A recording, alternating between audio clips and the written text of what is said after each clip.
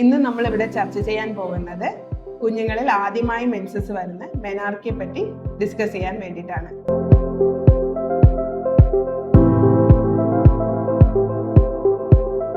കുഞ്ഞുങ്ങളിൽ ആദ്യം മെൻസസ് തുടങ്ങുന്നതിന് മുന്നേ അവരുടെ ശരീരത്തിൽ ഒത്തിരി മാറ്റങ്ങൾ വരും. ആദ്യം അവരുടെ ഗ്രോത്ത് സ്പേർട്സ് കൂടുന്നതായിട്ട് കാണാൻ പറ്റും. അതായത് കുഞ്ഞുങ്ങൾ വണ്ണം വയ്ക്കുകയും നീളം വയ്ക്കുന്നതായിട്ട് കാണാൻ പറ്റും. പിന്നെ നമുക്ക് കാണുന്ന പെൺകുഞ്ഞുങ്ങളിൽ കാണുന്ന അടുത്ത മാറ്റം എന്ന് വെച്ചാൽ ബ്രസ്റ്റ് ഡെവലപ്മെന്റ് ആണ്.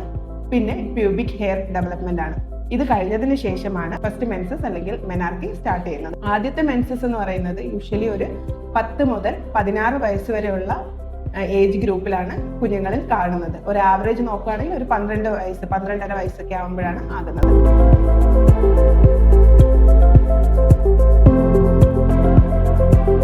കുഞ്ഞുങ്ങളിൽ ആദ്യമായി മെൻസസ് വരുന്നത് നമ്മുടെ ഹൈപ്പോതലാമസ് പിറ്റ്യൂട്ടറി ഓവറി ഹോർമോണിന്റെ ഒരു ചേഞ്ച് ആണ് നടക്കുന്നത്.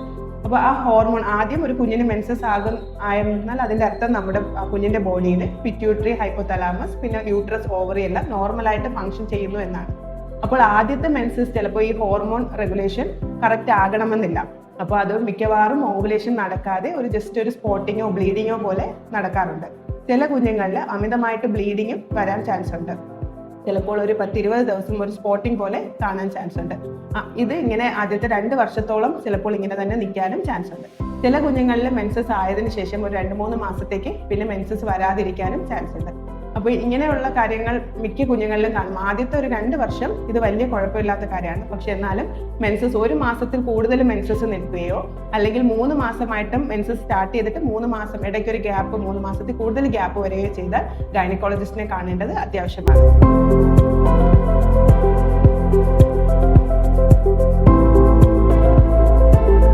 നമ്മൾ യൂഷ്വലി 12 വയസ്സുള്ള കുഞ്ഞുങ്ങൾക്കാണ് മെൻസസ് തുടങ്ങുന്നതെന്ന് പറഞ്ഞത്. പക്ഷെ അങ്ങനെ ആകണമെന്നില്ല. നമ്മുടെ മാറി വരുന്ന സാഹചര്യം അനുസരിച്ച് കുഞ്ഞുങ്ങൾക്ക് ഇപ്പോൾ വളരെ നേരത്തെ 10 വയസ്സിന് താഴെ 8 വയസ്സിന് അടുപ്പിച്ച് മെൻസസ് ആകാറുണ്ട്. അതിന്റെ കാരണങ്ങൾ എന്തെന്ന് നോക്കിയാൽ നമുക്കറിയാം. മാറി വന്ന ആഹാര രീതികൾ, പിന്നെ കുഞ്ഞുങ്ങൾ ഒരുപാടായിട്ടും മൊബൈൽ ഫോൺ, സ്ക്രീൻ ടൈം അങ്ങനെയാണ് സ്പെൻഡ് ചെയ്യുന്നത്. ഒത്തിരി ഔട്ട്ഡോർ ഗെയിംസ്, ഡെയിലി ആക്ടിവിറ്റീസ് അതെല്ലാം കുറവാണ്. പിന്നെ അങ്ങനെയുള്ള കുട്ടികൾക്ക് വളരെ വേഗം മെൻസസ് ആകുന്നത് കാണാറുണ്ട്. പക്ഷെ ഒരു 8 വയസ്സിന് മുന്നേ ആകുന്ന കുട്ടികൾ അങ്ങനെ ഒത്തിരി ബ്ലീഡിങ് അങ്ങനെയൊക്കെ ഉണ്ടെങ്കിൽ ഗൈനക്കോളജിസ്റ്റിനെ കാണും. പിന്നെ ഒരു 16 വയസ്സായിട്ടും മെൻസസ് ആയിട്ടില്ല എങ്കിൽ ഗൈനക്കോളജിസ്റ്റിനെ കാണേണ്ടത് അത്യാവശ്യമാണ്.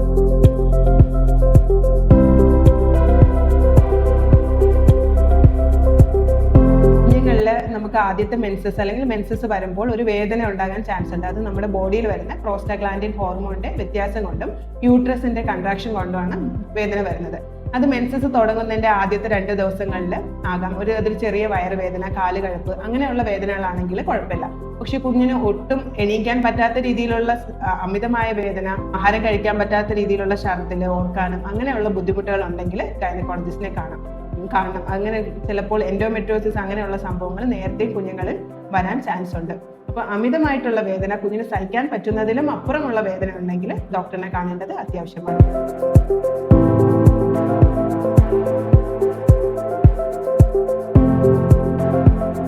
ഇപ്പൊ ഞാൻ പറഞ്ഞല്ലോ, കുഞ്ഞിന് ഒത്തിരി ദിവസം ബ്ലീഡിങ് നിൽക്കുന്നു. അപ്പോൾ ഒരു 20 ദിവസം 30 ദിവസമൊക്കെ ബ്ലീഡിങ് നിന്ന് കഴിഞ്ഞാൽ കുഞ്ഞിന്റെ ബ്ലഡ് വളരെ കുറഞ്ഞു പോകും, അനീമിയ ആയിട്ട് മാറാറുണ്ട്. അപ്പൊ അങ്ങനെ അനീമിയ ആയിക്കഴിഞ്ഞാൽ ഒരിക്കൽ ഒരു കുഞ്ഞ് അനീമിക്കാണ്, അതായത് ഹീമോഗ്ലോബിൻ 10-ന് താഴെ പോകുമ്പോൾ ബ്ലീഡിങ് സ്റ്റാർട്ട് ചെയ്താൽ അത് പിന്നെ ഒത്തിരി ഹെവി ബ്ലീഡിങ് വരാൻ ചാൻസ് ഉണ്ട്. പിന്നെ നമുക്ക് തൈറോയിഡിന്റെ പ്രശ്നം കൊണ്ടും ബ്ലീഡിങ് ഹെവി ആകാനുള്ള ചാൻസ് ഉണ്ട്. അപ്പോൾ കഴിവതും അമ്മമാരോട് പറയാനുള്ളതും എന്ന് വെച്ചാൽ അവർക്ക് നല്ല പോഷകാഹാരങ്ങൾ കൊടുക്കുക. ഹീമോഗ്ലോബിൻ ഒത്തിരി ഹെവി ബ്ലീഡിംഗ് ഉണ്ടെങ്കിൽ വന്ന് ഗൈനക്കോളജിസ്റ്റിനെ കണ്ട് ഹീമോഗ്ലോബിൻ ഒന്ന് ചെക്ക് ചെയ്യും. അയൺ ടാബ്ലറ്റ് എടുക്കുന്നതും ഡീവേർമിങ്ങിന്റെ ടാബ്ലറ്റ് എടുക്കുന്നതും നല്ലതായിരിക്കും. ഇടയ്ക്ക് ഹീമോഗ്ലോബിൻ ചെക്ക് ചെയ്യാൻ ഗൈനക്കോളജിസ്റ്റിനെ കാണുന്നത് നല്ലതായിരിക്കും.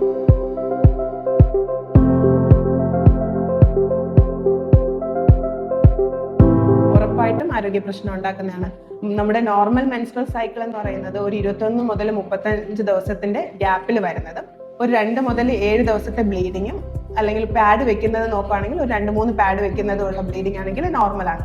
പക്ഷേ ഒത്തിരി പെട്ടെന്ന് സൈക്കിൾസ് വരുന്നു, അല്ലെങ്കിൽ ഹെവി ബ്ലീഡിംഗ് ഉണ്ട്, കട്ടകട്ടയായിട്ട് പോകുന്നു, നമുക്ക് 20 ദിവസം അങ്ങനെയൊക്കെ ബ്ലീഡിങ് നിൽക്കുന്നതാണെങ്കിൽ കുഞ്ഞിന്റെ ബോഡിയിലുള്ള ബ്ലഡ് വളരെയധികം കുറയാൻ ചാൻസ് ഉണ്ട്. കുഞ്ഞിന്റെ ഹീമോഗ്ലോബിൻ 10-ന് താഴെ പോകുമ്പോൾ അനീമിയ ആവും. അതിന് പിന്നെയും കുറഞ്ഞ് 7 ആകുമ്പോൾ അത് കുഞ്ഞിന് വളരെയധികം അപകടകരമായ അവസ്ഥയിലോട്ട് പോകുന്നതാണ്. അതുകൊണ്ട് ഹെവി ബ്ലീഡിംഗ് ആണ് എന്ന് അമ്മമാർ മനസ്സിലാക്കിയാൽ ഉടൻ തന്നെ ഗൈനക്കോളജിസ്റ്റിനെ കാണേണ്ടതാണ്.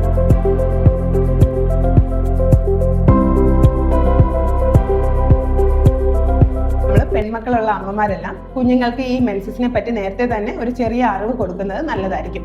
അപ്പോൾ അവർക്ക് നമുക്ക് അറിയാൻ പറ്റത്തില്ല എപ്പോഴാണ് മെൻസസ് ആകുന്നത്. ചിലപ്പോൾ അവർ പോകുന്ന ഒരു ട്രിപ്പിനിടയ്ക്കായിരിക്കും, അല്ലെങ്കിൽ ഒരു സ്കൂളിൽ വെച്ചായിരിക്കാം, അല്ലെങ്കിൽ അവർ കളിച്ചുകൊണ്ട് നിൽക്കുന്നതിൻ്റെ ഇടയ്ക്കായിരിക്കാം. ഇങ്ങനെ ആകുമ്പോൾ കുഞ്ഞിന് ഒട്ടും പേടിക്കാത്ത രീതിയിൽ തന്നെ അത് മനസ്സിലാക്കാനുള്ള കഴിവുണ്ടായിരിക്കും. പിന്നെ മെൻസസ് ആയി കഴിഞ്ഞാൽ കുഞ്ഞിന് പാഡ് ഒരു 3 മണിക്കൂർ കൂടുമ്പോൾ മാറേണ്ടതാണ്. അതുപോലെ അത് പ്രോപ്പറായിട്ട് ഡിസ്പോസ് ചെയ്യുന്നതും അമ്മമാർ കുഞ്ഞിന് പറഞ്ഞു കൊടുക്കണം. രാവിലെ വെക്കുന്ന പാഡ് വൈകുന്നേരം വരെ വീട്ടിൽ വരുന്നത് പോലെ വെച്ചുകൊണ്ടിരിക്കരുത് എന്ന് പ്രത്യേകം പറയണം. ഇടയ്ക്ക് എന്തായാലും ബ്രേക്കിന്റെ സമയത്ത് വാഷ്റൂമിൽ പോയി ക്ലീൻ ചെയ്യേണ്ടത് അത്യാവശ്യമാണ്. ആ സമയത്ത് എല്ലാ ദിവസവും കുളിക്കുക, നല്ല വസ്ത്രങ്ങൾ ധരിക്കുക, പോഷക സമൃദ്ധമായ ആഹാരങ്ങൾ കഴിക്കുക. ഇതെല്ലാം കുഞ്ഞിന് അത്യാവശ്യമാണ്. ഇതിലൂടെ നമുക്ക് സേഫ് ആയിട്ട് പീരീഡ്സിനെ കൊണ്ടുപോകാൻ പറ്റുന്നതാണ്.